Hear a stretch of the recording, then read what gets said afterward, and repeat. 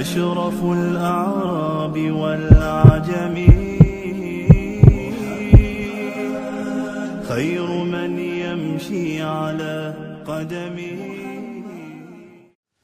بسم الله الرحمن الرحيم. الحمد لله وحده والصلاة والسلام على من لا نبي بعده. أما بعد. Assalamu alaikum wa rahmatullahi wa barakatuh.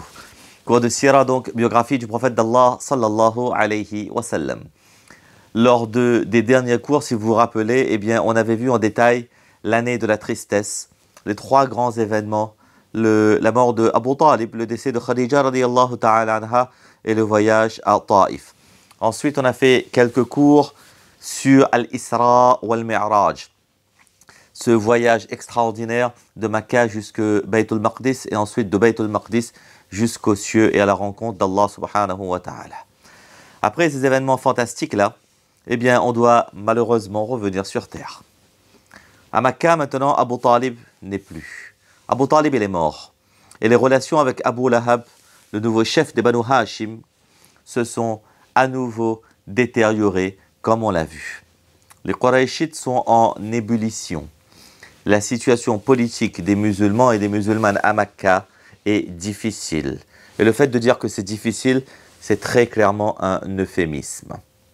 Mais lorsqu'on étudie la Sira, on voit qu'à chaque fois, depuis le début de la Sira, nous voyons que devant l'adversité, au lieu de se décourager et de se laisser abattre, le prophète d'Allah sallallahu alayhi wa sallam va au contraire transcender et voir apparaître, et on va voir se transcender, et on va voir apparaître chez lui des traits de caractère dignes des meilleurs, parce que tout simplement, c'était le meilleur. Rasulullah sallallahu alayhi wa sallam.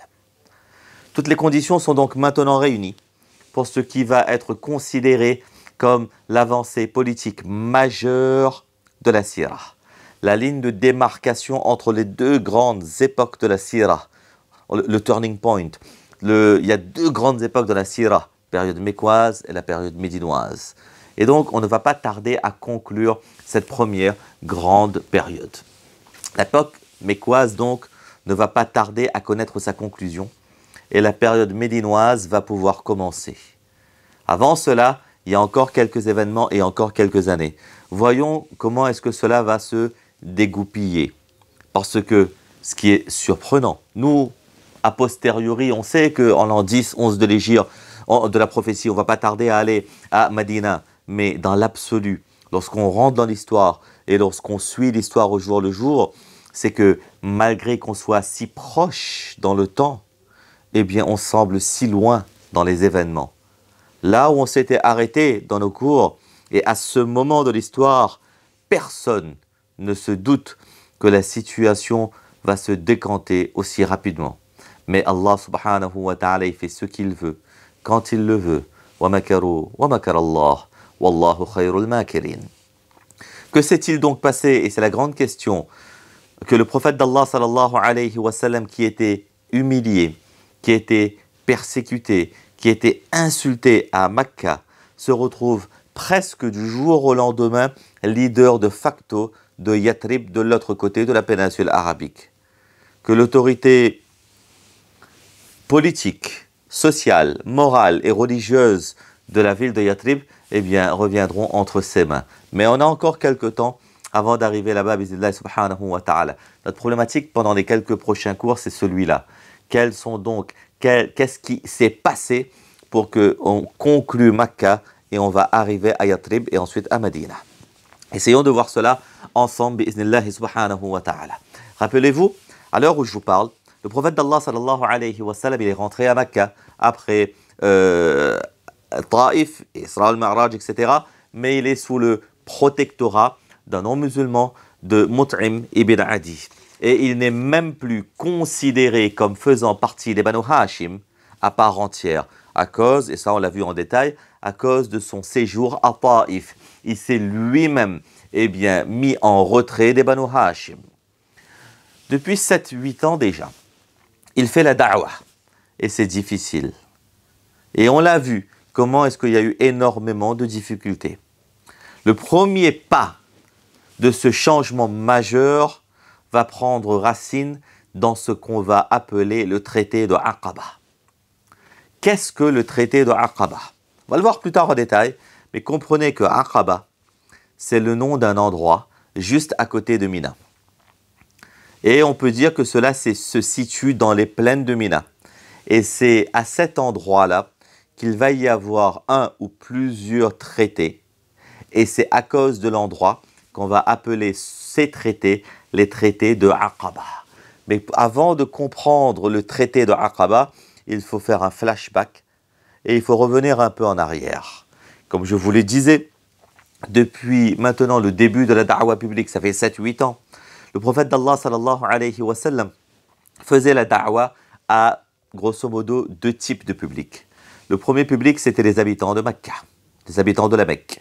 Et le deuxième public, c'était les étrangers de passage, puisque le prophète d'Allah sallallahu alayhi wa sallam, il n'a presque pas voyagé, il n'est presque pas sorti de Mecca durant sa prophétie.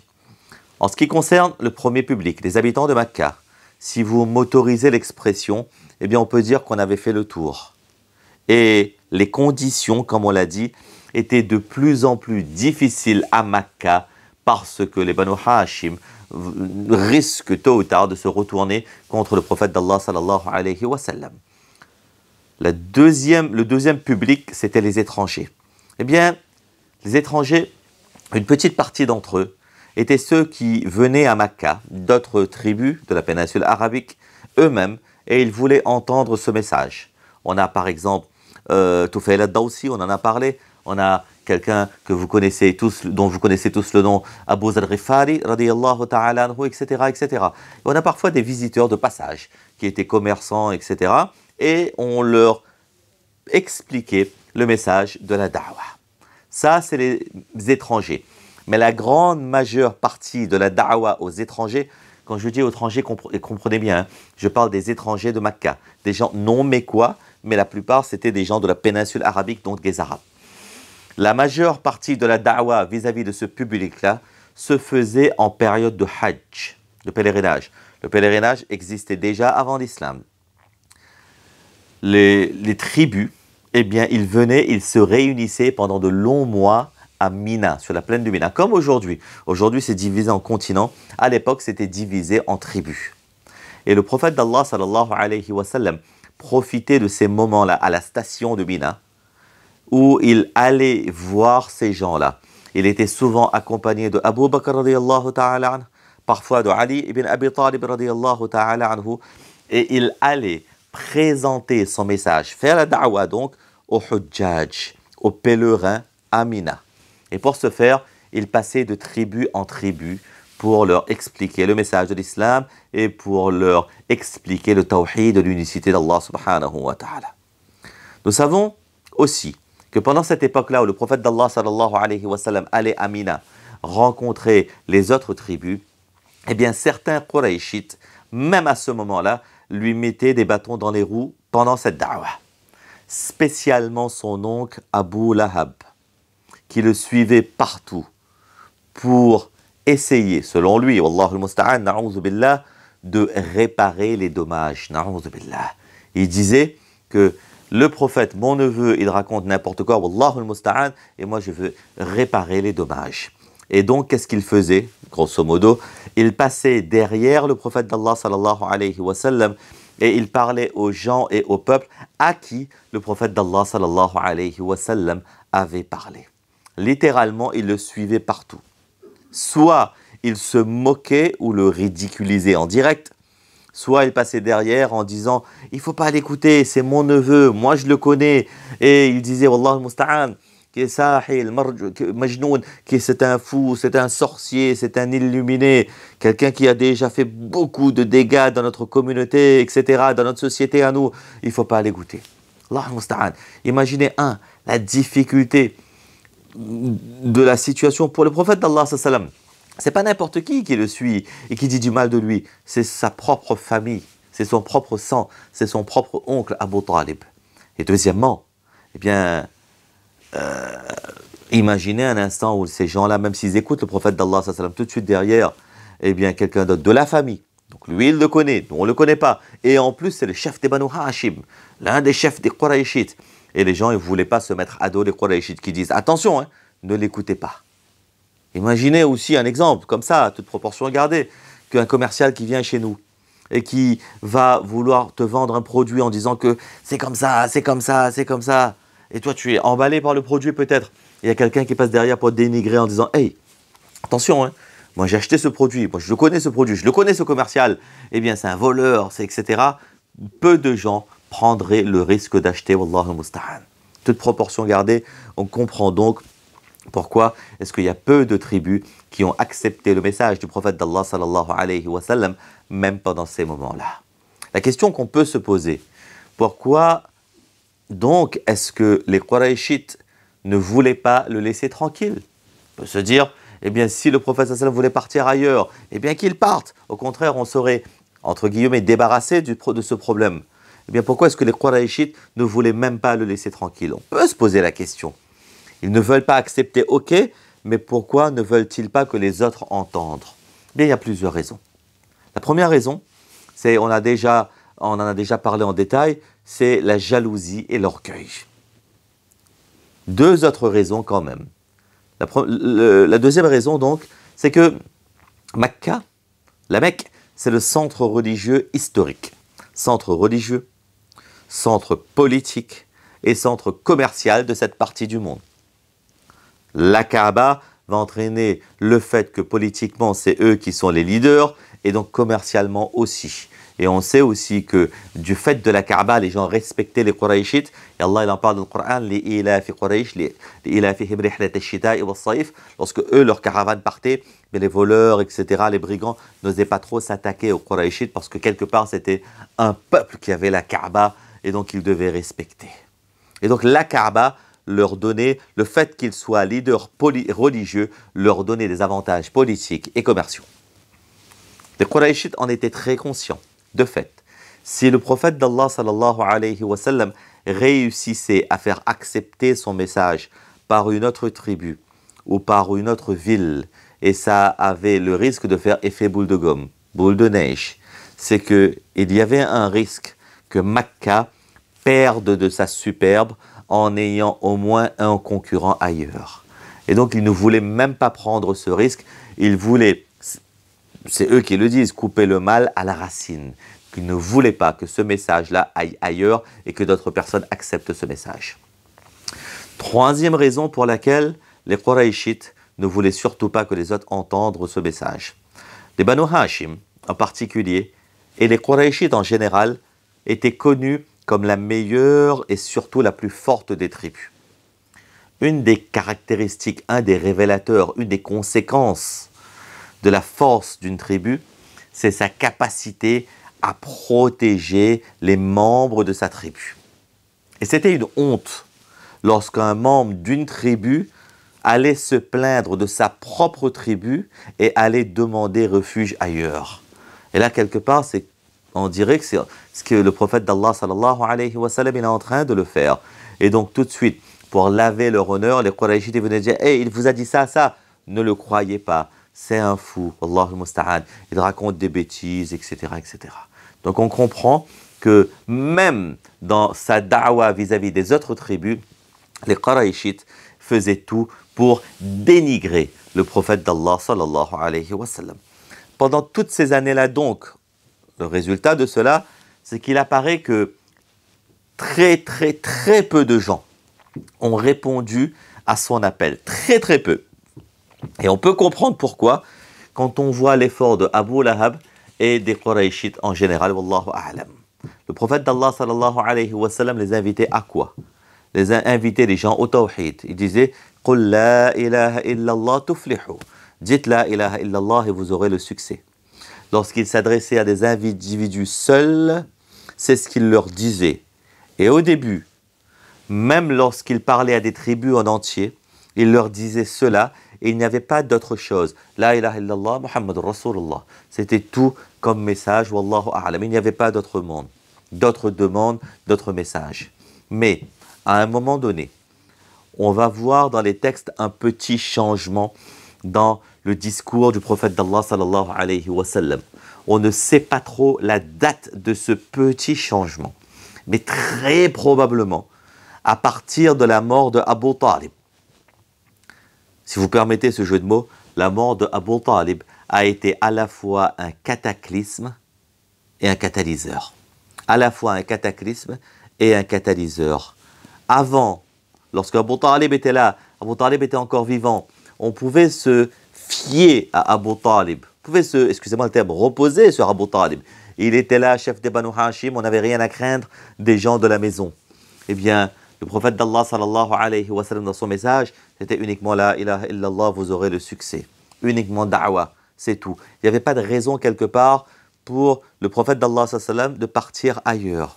Il était sous la relative protection politique de Abu Talib, chef des Banu Hashim. Quand je dis ça, on se comprend, hein. Je l'ai dit et je l'ai répété. Le véritable protecteur, c'est Allah. Tout cela, ce ne sont que des asbab. Ce ne sont que des asbab. Donc, à partir du moment où Abu Talib, il va mourir, ce qui était conjoncturel, les difficultés qu'on peut qualifier de conjoncturelles, l'islamophobie qui était conjoncturelle, les insultes, etc., c'est de la conjoncture. Maintenant, eh bien, ça risque fortement de devenir structurel. Du fait même que Abu Talib, non seulement il est parti, mais il est remplacé par un ennemi de l'islam, Abu Lahab.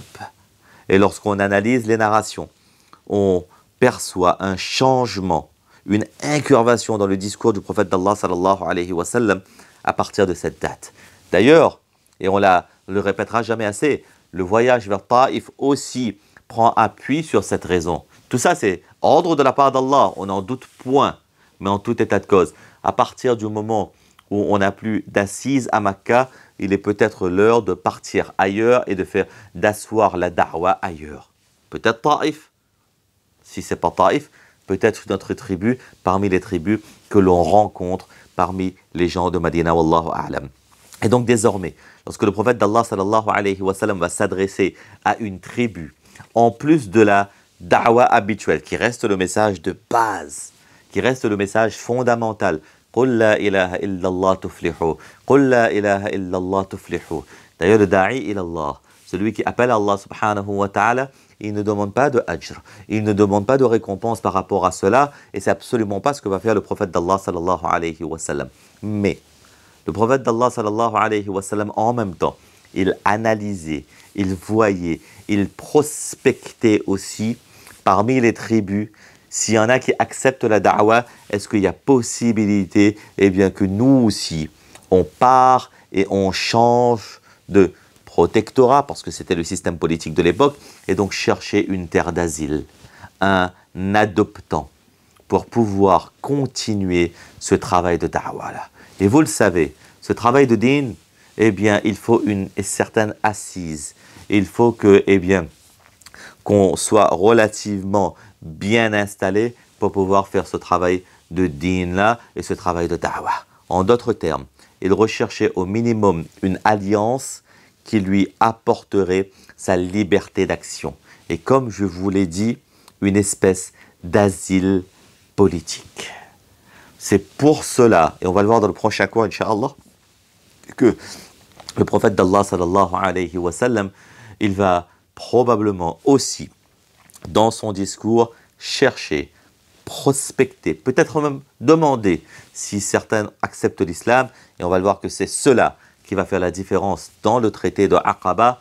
Eh bien, est-ce que le prophète d'Allah sallallahu alayhi wa sallam commence maintenant à comprendre que l'heure est maintenant venue de partir, ou il ne sait pas encore, ou il ne sait pas encore. Mais le taqdir d'Allah subhanahu wa ta'ala a été écrit, et on va voir, incha'Allah subhanahu wa ta'ala, comment est-ce que ça va se dégoupiller, bi'idhnillahi subhanahu wa ta'ala. Qu'Allah tabaraka wa ta'ala nous tawfiq de comprendre, de mettre en pratique et de propager. Amin wa akhiru da'wana anil hamdulillahi rabbil alamin.